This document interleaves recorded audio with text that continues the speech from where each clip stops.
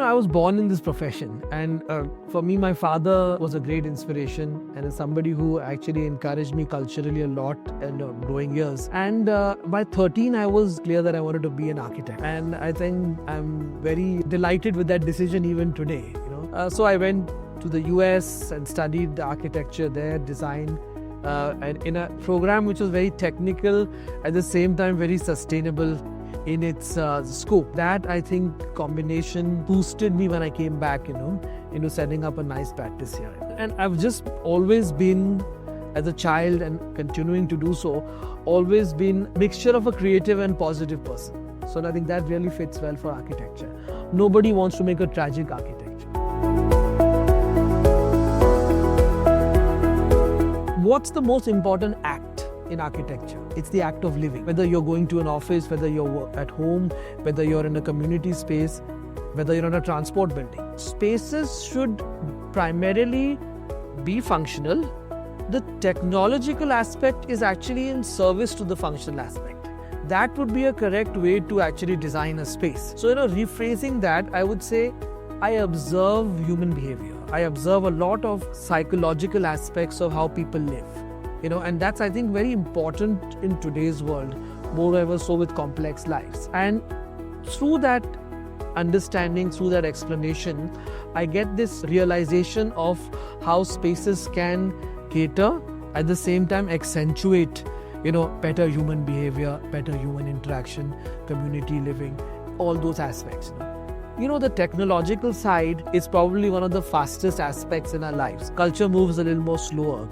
So I think my observation and my intent in design has always been to ensure that technology is not overpowering the experience is catering to the technology.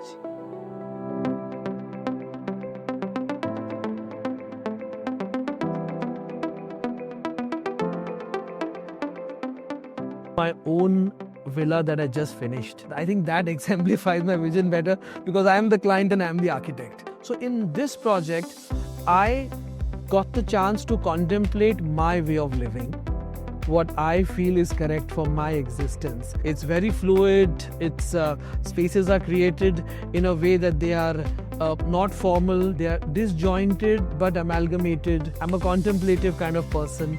I like social, but I like social in more smaller groups. I like a more calming natural environment, than a vibrant one. That's just a choice. So this is my personality take on things. I wanted that to be expressed in the architecture. It's turned out very well. I'm quite satisfied.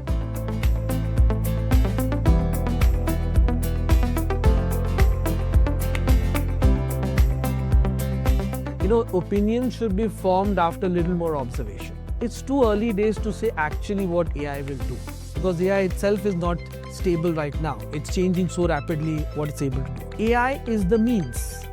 It's not the meaning of life. We culturally, socially invent meaning, whether through marriage ceremonies, through celebrating milestones in our lives, through rituals that we set up in our existence. These are things of meaning.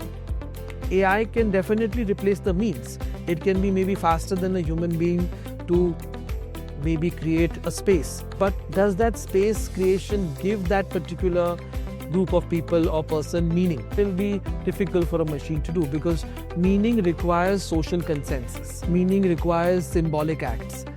It's kind of a simulacra that is required for meaning, which is achieved by human collaboration. So architects must more, I think, now be involved in meaning creation.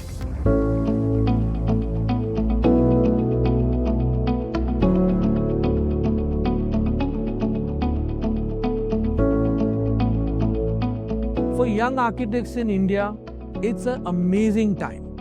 Set up systems, processes, be organized, think about scaling up. You've been born, or your opportune existence is there at a time where the country is bursting at its seams for development. So go for it. I think architects need to proliferate this message in the industry, at the client level, and even within their organizations. That we need to improve the standards of living of the country. And architects educate people to do that. Let's spend the next 20-30 years as a fraternity to increase the standards of living of our country.